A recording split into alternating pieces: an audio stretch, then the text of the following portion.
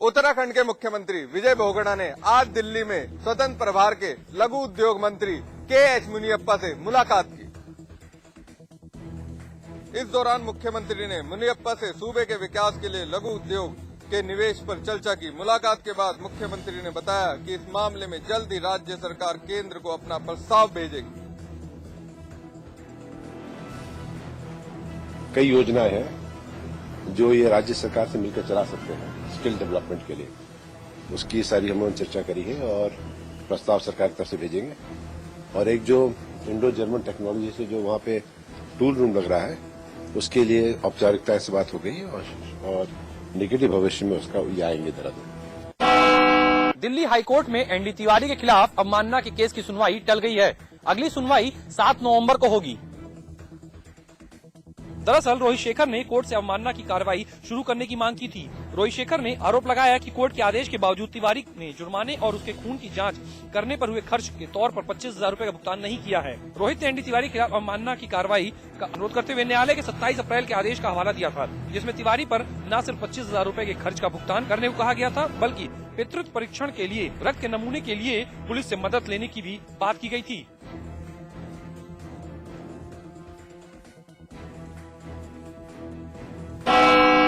BJP अध्यक्ष नितिन गडकरी का विवादों से पीछा नहीं छूट रहा। भोपाल में एक समारोह के दौरान गडकरी ने एक बार फिर विवादित बयान दिया। भारत के भगोड़े अपराधी दाऊद इब्राहिम की स्वामी विवेकानंद से तुलना करते हुए गडकरी यहां तक कह गए कि दोनों का आईक्यू एक जैसा है। भोपाल में एक स्थानीय पत्रिका ओजस्विनी की ओर से आयोजित समारोह को संबोधित करते हुए यदि दाऊद और विवेकानंद के आईक्यू को देखा जाए तो वह एक समान है, लेकिन एक ने इसका उपयोग गुनाह के लिए किया और दूसरे ने समाज के लिए। पर एक व्यक्ति ने गुनहगारी के क्षेत्र में अपनी पूरी बुद्धिमत्ता को यूज किया तो वहां के शहंशाह बने, और दूसरे व्यक्ति ने समाज के लिए और देश के लिए एक फिलॉसफी के लिए अपने जीवन को दिया, वो विवेकानंद है। हालांकि अपनी विवादित टिप्पणी के बाद गडकरी ने कहा कि उनके बयान को सही ढंग से पेश नहीं किया गया। विवेकानंद जी की और दाऊद इब्राहिम की मैंने कोई तुलना या कंपैरिजन नहीं किया है। मैंने यही कहा है कि कोई अगर बुद्धि का सही उपयोग करता है तो विवेकानंद होता है, और बुद्धि का सही उपयोग नहीं करता है, अगर गलत उपयोग करता है तो एविल हो जाता है। इसके में कोई कंपैरिजन नहीं है, और मुझे लगता है कि इस प्रकार से जो मैंने कहा उसको अलग प्रकार से पेश किया गया। एक तरफ ताज कॉरिडोर मामले में अदालत ने मायावती को राहत दी, तो दूसरी तरफ राजनीतिक गलियारों में सुबगाहट तेज हो गई। ऐसे में राजनीतिक धुरंधरों ने अदालती फैसले को अपने अपने हिसाब से देखना शुरू कर दिया। बेशक बहुजन समाज पार्टी के नेताओं के लिए ये खुशी का लम्हा था, लेकिन अदालत ने विरोधियों से मायावती पर हमला करने का एक मौका छीन लिया। फैसले के बाद बीजेपी नेता मुख्तार अब्बास नकवी ने अदालत के फैसले पर तो टिप्पणी करने से इनकार कर दिया, लेकिन मायावती के बहाने केंद्र सरकार पर आरोप लगा दिया। नकवी साहब ने इशारों में बसपा पर आरोप मढ़ते हुए कह ही दिया कि केंद्र को समर्थन देने का कुछ तो फायदा मिलेगा ही।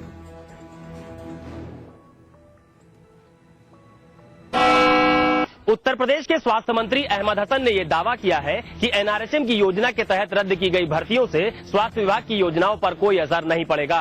साथ ही अहमद हसन ने यह भी कहा है कि विभागीय जांच से जल्द ही सच्चाई सबके सामने आ जाएगी। सूबे के स्वास्थ्य मंत्री अहमद हसन ने जनपद गोंडा में भर्तियों में धांधली के आरोप के बाद पूरे प्रदेश में भर्तियों पर रोक लगा दी थी। आज स्वास्थ्य मंत्री अहमद हसन ने ये दावा किया है कि इन भर्तियों पर रोक लगने से स्वास्थ्य महकमे की योजनाएं प्रभावित नहीं होंगी। स्वास्थ्य मंत्री ने यह भी कहा है कि विभाग में संसाधनों की कोई कमी नहीं है और योजनाएं तेजी से चलाई जाएंगी।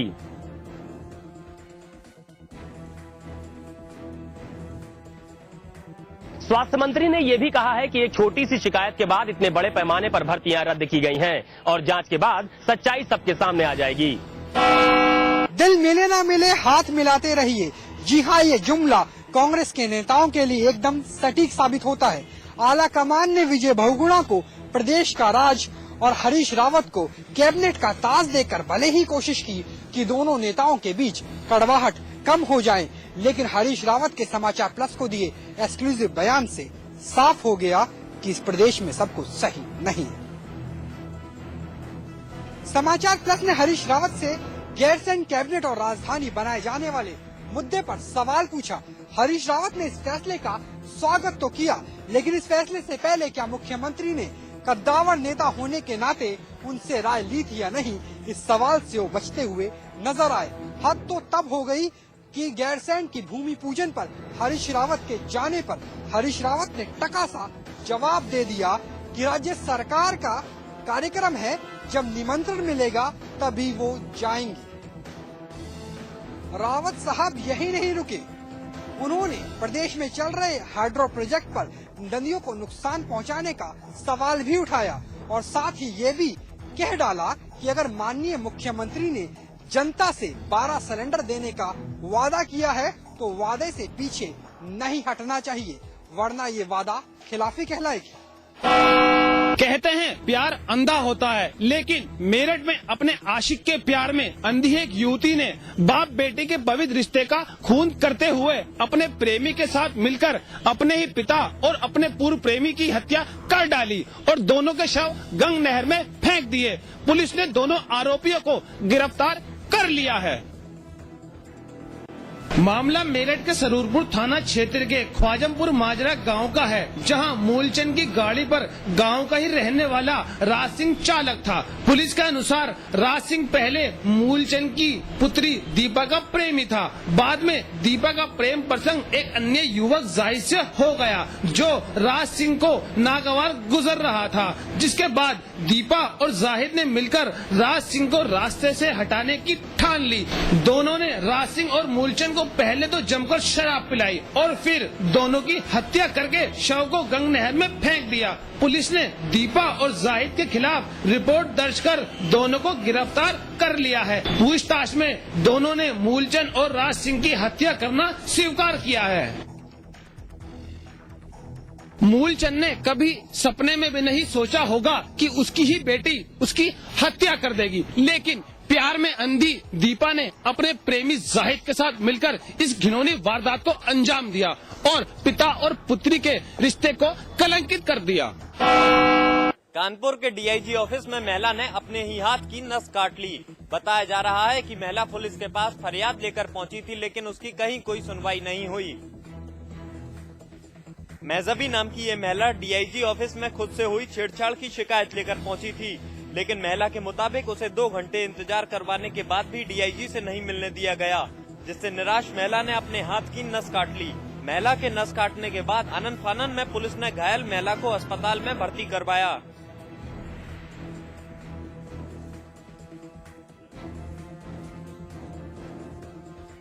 इस घटना से फिर साफ हो गया है कि पुलिस थानों में सुनवाई के लिए आम लोगों को किस तरह परेशान होना पड़ता है।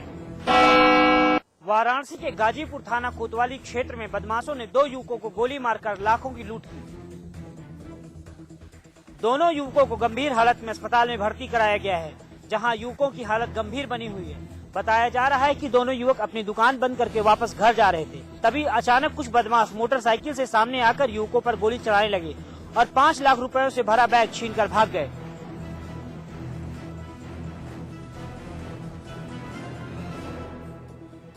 फिलहाल पुलिस बदमाशों की तलाश में जुट गई है।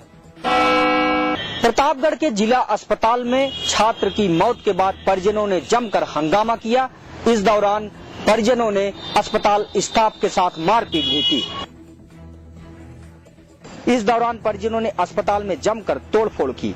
वजह विपिन पाल नाम के एक छात्र को सड़क हादसे के बाद जिला अस्पताल में भर्ती कराने के लिए परिजन ले आए, परंतु अस्पताल पहुंचते ही डॉक्टर्स ने विपिन को मृत घोषित कर दिया। इस दौरान परिजनों ने डॉक्टर्स पर लापरवाही का आरोप लगाते हुए जिला अस्पताल में जमकर मारपीट किया और हंगामा किया।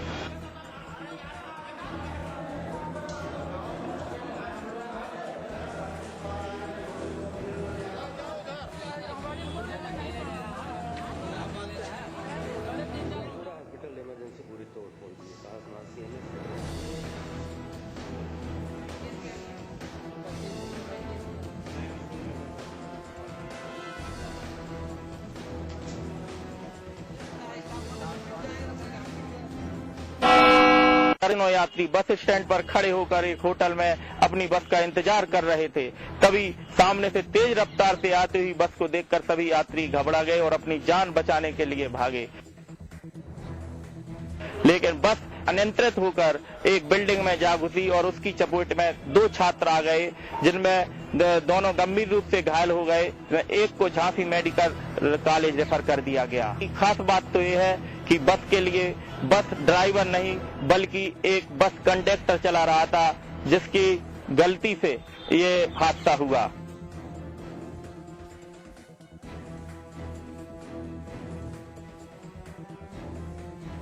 हालांकि पुलिस ने अपनी कार्रवाई करते हुए बस को अपने कब्जे में ले लिया। रुड़की आईआईटी कर्मचारी की संदिग्ध परिस्थितियों में झुलस जाने से हुई मौत के बाद एक नया मोड़ आ चुका है। मृतक की पत्नी ने आईआईटी प्रबंधन के खिलाफ हत्या का मुकदमा दर्ज कराया है। फिलहाल पुलिस पूरे मामले की जांच में जुट गई है। आपको बता दें कि 8 सितंबर को आईआईटी के गैराज में एक कर्मचारी गोपी चंद की आग लग जाने से अस्पताल ले जाते समय मौत हो गई थी, जिसके बाद ये मामला सामने आया था। हालांकि पुलिस पूरे मामले की तफ्तीश में जुट गई है।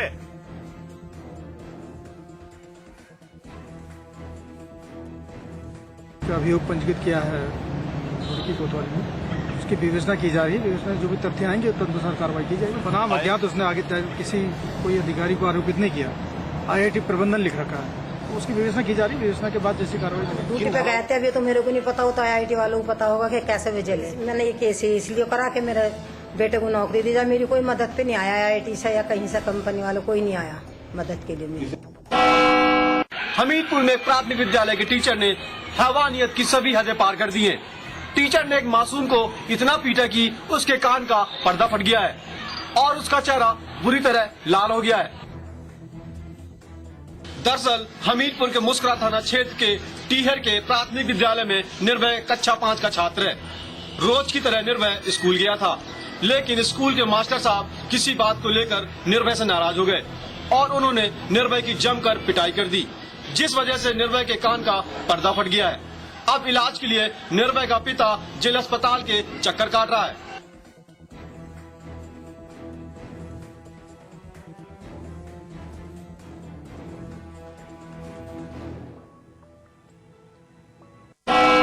रुड़की में एक भाई ने अपने बहन के प्रेम संबंधों से खफा होकर बहन की गला दबाकर हत्या कर दी। मामला भगवानपुर क्षेत्र का है, जहां भाई ने पहले तो अपनी बहन की गला दबाकर हत्या की और फिर बहन के प्रेमी पर फायरिंग भी की। फायरिंग में प्रेमी तो बच गया, लेकिन उसके रिश्तेदार को गोली लग गई और वो बुरी तरह घायल हो गया। फिलहाल घायल युवक को अस्पताल में भर्ती कराया गया है। कल भाई ने इस लड़की को उस लड़के के साथ देख लिया, तो उसी के गुस्से में आके उसने अपनी बहन को भी मार दिया और फिर फायर किया है उस लड़के पर, जिसमें उस लड़के को अब हॉस्पिटल में भर्ती कराया गया है और लड़की का शव को पंचायतनामा करके उसे पोस्टमार्टम के लिए भेज दिया गया। फिलहाल मौके पर पहुंची पुलिस ने शव को पोस्टमार्टम के लिए भेज दिया है और आरोपी भाई की तलाश में जुट गई है। हमीरपुर जिले में एक रिक्शा चालक ने पुलिस को परेशान कर रखा है। रिक्शा चालक ने एसपी और सीएमओ के घर जाने वाली सड़क पर ही अपना डेरा डाल लिया है। रिक्शा चालक अपने पूरे परिवार के साथ वहीं लेट गया। रिक्शा चालक की हरकतें देखकर वहां लोगों का जमावड़ा लग गया। मौके पर पहुंची पुलिस ने बड़ी मशक्कत के बाद इस रिक्शा चालक को यहां से हटाया। वहीं इस रिक्शा चालक की माने तो कल रात कुछ लोगों ने इसे पूरी रात मारा था, जिसकी शिकायत करने ये सदर कोतवाली गया था, जहां से इसे गाड़ी देकर भगा दिया गया, जिसके चलते उसने ये सब कुछ किया।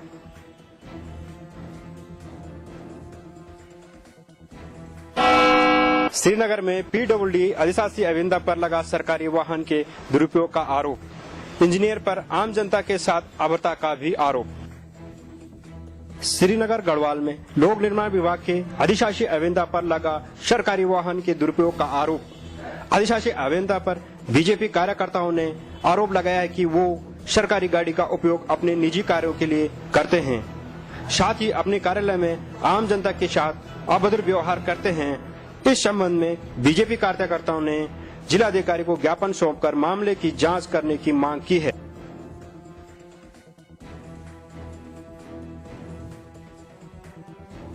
पंद्रह दिन तो मैं कहीं राह ही नहीं छुट्टी, अभी तक खाली आरोप लगाए जा रहे हैं। इसमें क्या वेट यूज में करता हूँ, वो 200 किलोमीटर मेरे को मिलता है महीने भर में। अभी एक मामला और भारतीय जनता पार्टी के संज्ञान में यहाँ पे आया है कि यहाँ के जो पीडब्ल्यूडी के एक्शन है वो अपनी विभाग की गाड़ी को लेकर कम से कम 15 दिन तक जो है बागेश्वर अपनी निजी यात्रा में रहे।